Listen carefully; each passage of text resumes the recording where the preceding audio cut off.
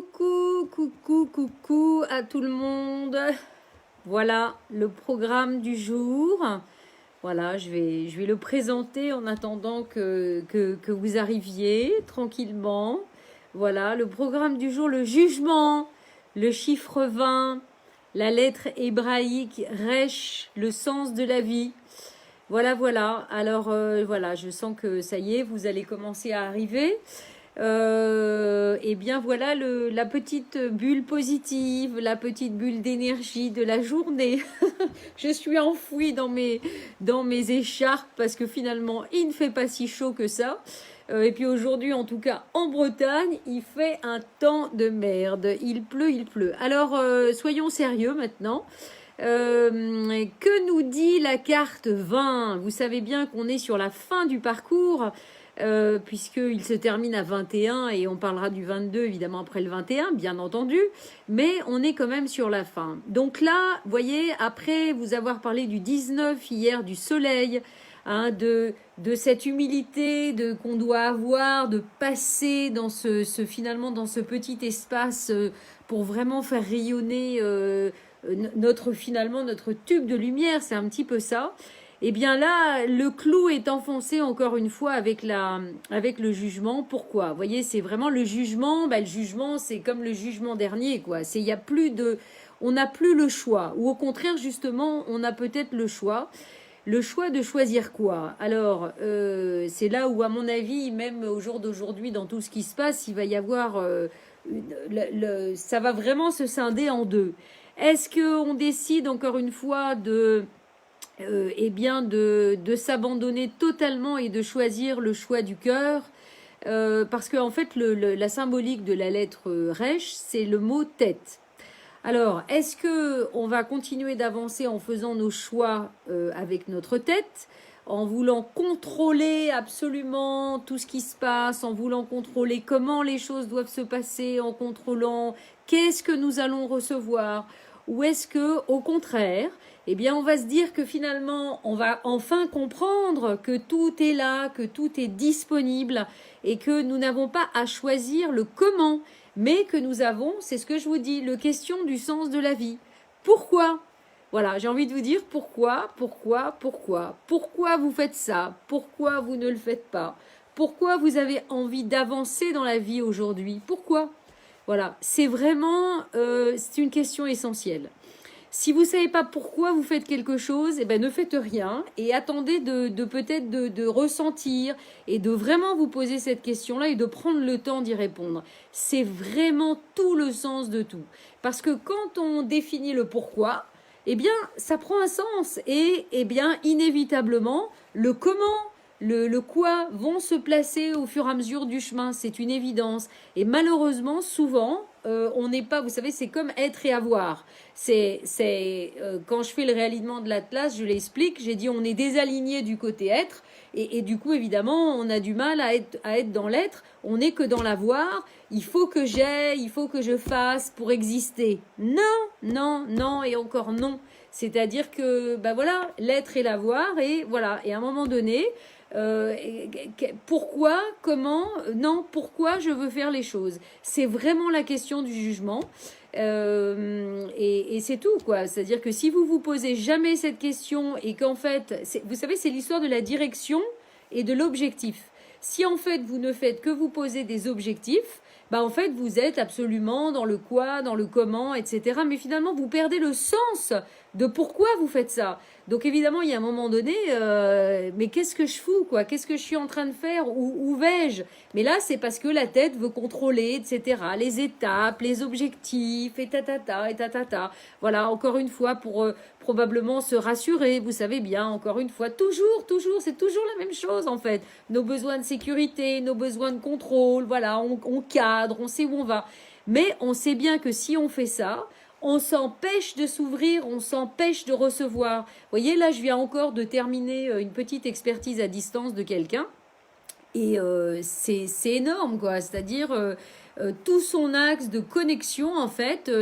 L'appartement, c'est voilà, on est dans un vase clos. on est dans un vase clos et après on s'étonne que ben, ça fonctionne pas, ça fonctionne pas, ça fonctionne pas. Mais c'est normal parce que on ferme les écoutilles, on ferme partout, on contrôle, voilà. Donc je sais que c'est pas évident, je sais que des fois c'est pas conscient, mais le jugement nous pose vraiment la question du sens et nous pose vraiment la question du choix. Est-ce que je vais enfin choisir par rapport à mon essence ou est-ce que je vais choisir par rapport à mon ego désaligné, donc ma tête qui veut contrôler. Voilà, c'est vraiment le message. Écoutez, il y a pas 15 000 choses à raconter. Et donc, voilà, posez-vous la question du pourquoi, et donc posez la direction en fait, posez la direction. Et voilà, même si c'est pas facile, eh bien, tout va se placer. Vous savez, une fois, quand on a fait notre petit tour en France l'année dernière, vous savez, The Heart Tour Made in France, qui faisait partie du cheminement qu'on a fait l'année dernière et que moi je sentais qu'il fallait absolument qu'on fasse ça et que soit ça allait tout clôturer notre histoire de projet à l'époque de Tour du Monde, soit ça allait déboucher sur autre chose. Et effectivement, on a rencontré une dame notamment qui a créé un éco-village voilà, dans le sud de la France et on a beaucoup parlé de ce pourquoi et d'ailleurs il y a une vidéo qui est disponible sur le site de Bilove du pourquoi, du comment, etc. Et que souvent, toutes ces histoires d'éco-village, finissaient par ne pas marcher. Pourquoi ? Parce que, en fait, le pourquoi n'est pas le même pour les différentes personnes. Donc ça, c'est vachement important. C'est-à-dire que, vous voyez, même voilà, pour un couple, pour voilà, une association, etc., c'est très important dès le départ de dire, mais finalement, pourquoi on veut s'engager là-dedans, etc. Et si finalement, le sens, la direction n'est pas le même, mais c'est impossible d'avancer, c'est évident qu'il va y avoir des problèmes derrière. Donc déjà, pour soi-même, c'est absolument voilà, c'est très important cette histoire de pourquoi, voilà. Donc j'ai pas envie de vous dire grand chose d'autre parce que oui, l'ego est coriace, oui, je vois bien. Mais vous savez, attention, c'est bien de dire ça, l'ego est coriace parce que moi j'ai envie de rajouter quelque chose sur cet ego. Parce que souvent ça m'énerve quand on dit oui, il y a de l'ego, il y a de l'ego, il y a de l'ego, il y a de l'ego. Mais l'ego quelque part, c'est aussi notre tempérament, c'est aussi notre énergie. Mais attention, l'ego, s'il est aligné finalement sur notre fréquence, s'il est aligné dans notre essence, il y a aucun problème. Vous voyez, quelque part, notre ego, c'est une dominante chez nous qui est importante. Évidemment, si elle est désalignée, si elle n'est pas alignée avec notre matrice existentielle, évidemment, c'est la merde. Parce que en fait, elle est alignée sur le système, sur la matrice, sur tout ça. Vous comprenez ? Donc, il faut pas tout mélanger, il faut arrêter. Vous voyez, dès qu'on a un peu de tempérament, qu'on se met en lumière, oh là là, il a de l'ego, etc. Mais c'est quoi ces conneries ? Voilà, tout ça, c'est à foutre au feu, c'est à foutre aussi à la poubelle. Vous voyez, moi, je suis là aussi pour dire, il y en a marre, il y a des choses, il faut casser les codes, quoi. Il faut arrêter de raconter n'importe quoi. Et alors, du coup, après, on n'ose plus se mettre en lumière, on n'ose plus se mettre en avant parce que nanana, ou je sais pas quoi. On va dire, oh lui il est égoïste, ou lui il se met trop en lumière, etc. Non, on est tous différents et on a tous une lumière, on a tous à prendre notre place, on a tous à l'affirmer, voilà. Et à partir du moment où ça c'est aligné et dans l'unité de ce que l'on est, c'est juste. Vous comprenez ? C'est comme une colère, c'est comme une émotion, c'est comme tout. On a le droit de l'exprimer. Vous comprenez bien ? On a le droit. Si c'est juste, on a le droit. Voilà. Donc tout le problème ramène à la justesse. Mais si on est connecté à son essence, on est dans la justesse. Parce que des fois, effectivement, oui, on a envie d'exprimer des colères, mais on se dit, oh là là, mais non, parce que si j'exprime la colère, on va dire, oh là là, on va dire je sais pas quoi. Mais on va dire quoi ? En fait, c'est aussi la réaction de l'autre. C'est-à-dire que nous avons aussi à travailler quand on fait ce travail d'être dans son chemin essentiel. Bien sûr que ça va réveiller les uns et les autres parce que vous savez bien qu'on est tous miroirs, des miroirs les uns des autres. Donc évidemment, il est évident que si vous dites quelque chose à quelqu'un qui est pas très agréable à entendre, même si c'est juste, c'est normal peut-être que la personne va réagir parce qu'elle n'est pas en capacité de ne pas réagir. Vous savez bien, et donc d'être détachée par rapport à ce qu'elle entend parce que ça va réveiller quelque chose en elle. Mais nous, on a à faire ce travail de détachement. Comment faire la différence ? C'est toute la question, c'est la justesse. C'est-à-dire que plus on va travailler cette connexion avec soi, cet alignement avec soi, plus on va pouvoir ressentir ce qui est juste. Vous voyez ? C'est ça la justesse. C'est le résultat quelque part d'un cheminement au fur et à mesure. C'est-à-dire qu'on sent bien que ce qu'on dit est juste. Là, bah tiens, peut-être comment je me suis positionnée, ou comment je l'ai dit, ou comment machin, c'est pas totalement juste, vous voyez, mais il n'y a pas de règle pour ça, c'est pas mathématique, ça fait vraiment partie du ressenti. Mais ce que je veux dire par là, c'est que c'est important de travailler cette justesse et de se permettre de l'exprimer. Voilà, on a le droit de l'exprimer, de s'exprimer, voilà. Et si ça fait réagir le voisin, mais en fait, quand vous c'est juste, et ben en fait c'est son problème, c'est pas le vôtre. Donc du coup vous avez juste à travailler le détachement par rapport à la réaction que vous allez provoquer. Voilà. Donc je sais pas pourquoi je suis partie dans tout ça, mais finalement ben, c'est en lien aussi avec ça parce que le choix de l'essence n'est pas facile. Vous comprenez, le choix de l'essence n'est pas facile parce qu'il faut l'assumer. Il faut assumer d'être soi. Parce que évidemment, comment on va réveiller plein de choses? Quand vous foutez un peu le projecteur, la lumière et tout, vous croyez que ça plaît à tout le monde? Ah non, ça plaît pas à tout le monde parce que ça réveille ceux qui n'arrivent pas à la mettre, gna gna gna gna gna gna gna gna gna. Donc ça réveille plein de choses. C'est pas grave, c'est normal. Donc bah, ça se travaille ça aussi. Il faut assumer tout ça, les réactions potentielles. Comme je disais, il faut travailler le détachement. Et voilà, et c'est tout le travail d'être soi. Voilà, finalement, on devrait travailler qu'à ça. Le reste, on s'en fout. À partir du moment où on réussit à être à peu près soi, je veux dire, de plus en plus, tous les jours un peu plus, eh bien, on va vibrer notre fréquence, on va vibrer notre énergie. Et voilà, et on va pouvoir aller dans ce choix essentiel, dans tous ces choix essentiels, du pourquoi essentiel. Et puis, du coup, tout va s'ouvrir. Et ça va être l'autoroute. Voilà. Ou presque. Et après, ben, on travaille voilà, quand des fois sur l'autoroute, il y a des petits ralentissements, il y a des petits obstacles, il y a des petits trucs dans tous les sens, eh bien, on va travailler à les accepter. Voilà. Et puis se dire, voilà, c'est peut-être un cycle, voilà, il y a un ralentissement, puis après ça va accélérer, etc. Donc on essaye de sentir aussi toute cette justesse du cycle pour aller finalement dans le bon sens. Voilà.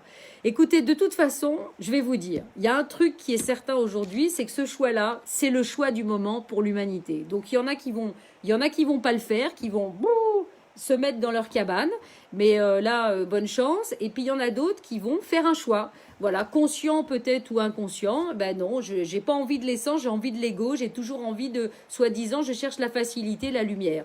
Mais j'ai envie de dire à cela, ça risque d'être pas facile parce que l'humanité de toute façon voilà, en ce moment, c'est ça, on y va vers le choix de l'essence pour tout le monde. Donc, plus vite on y travaille individuellement et plus vite ça sera plus facile pour la suite. Voilà. Même si je ne connais pas, je ne sais pas qu'est-ce qui va se passer. Voilà, je suis juste là pour voilà, partager ma petite expérience sur ces 17 années passées, à avancer de plus en plus consciemment, à découvrir plein de choses et puis surtout à changer ma réalité. Parce que il n'y a pas longtemps, j'ai fait un soin de réalignement Atlas à quelqu'un que j'ai connu au moment où j'étais plus jeune, où j'étais dans les Yvelines, où j'ai vécu plein de choses, où j'ai divorcé, etc., etc. Donc elle a vu toute la progression. Vous savez, des fois, les gens, là.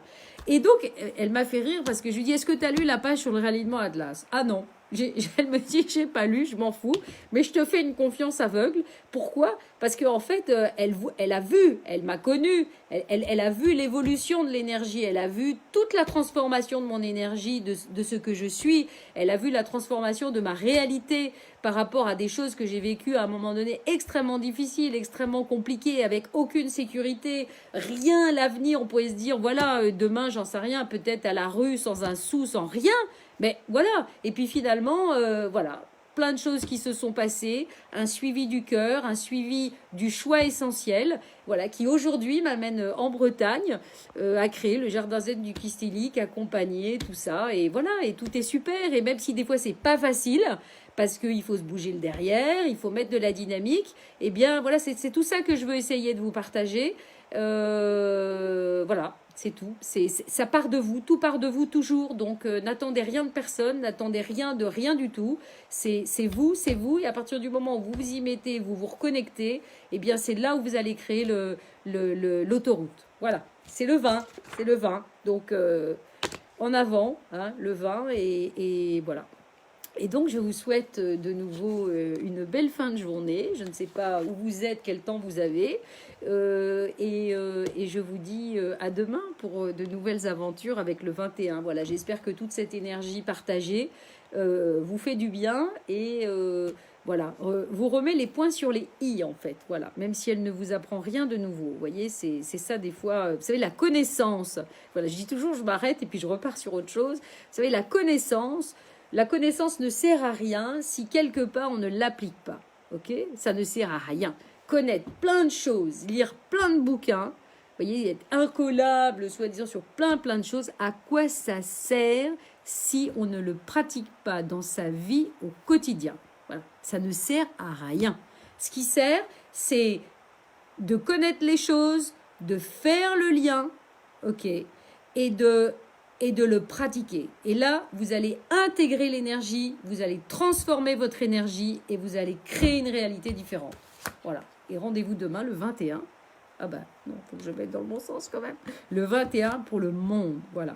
Allez, moi je vais continuer, je suis sur les plans de petites cabanes. C'est pas simple, hein, notre projet, c'est pas simple, mais bon, on est content, voilà. David est en train de casser des murs, des murs, des cloisons de l'autre côté. C'est toujours ça de fait, parce qu'il flotte, donc il ne peut pas travailler dehors. Vous voyez, c'est toujours ça. Allez, on s'adapte, et on avance. Voilà. Allez. À Pays Basses, 25 degrés. Ah bah non, faut pas m'écrire ça. À Pays Basses, 26 degrés. Non, hein, je suis jalouse là. Je suis jalouse. Bon, en plus, j'adore le soleil, j'adore la chaleur. Donc c'est drôle parce que je suis une Parisienne qui est allée en Belgique pendant 6 ans, à Bruxelles, et qui se retrouve en Bretagne, machin. Donc cherchez l'erreur. Mais en attendant, la Bretagne est quand même une magnifique région et puis les dragons se réveillent ici.